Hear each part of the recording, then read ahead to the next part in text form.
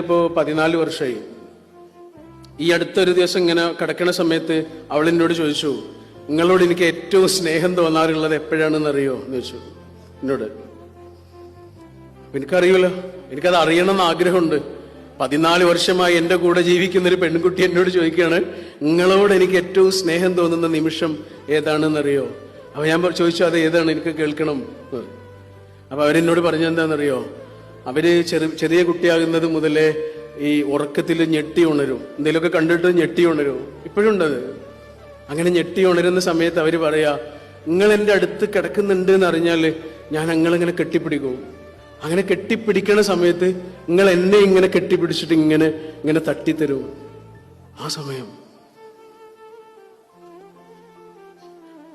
ഞാൻ അവൾക്ക് എന്തൊക്കെ വാങ്ങിക്കൊടുത്തിട്ടുണ്ട്, എവിടെയൊക്കെ കൊണ്ടുപോയിട്ടുണ്ട്, എന്തെല്ലാം സംഗതികൾ അവളെ സന്തോഷിപ്പിക്കാൻ വേണ്ടി ചെയ്തിട്ടുണ്ട്.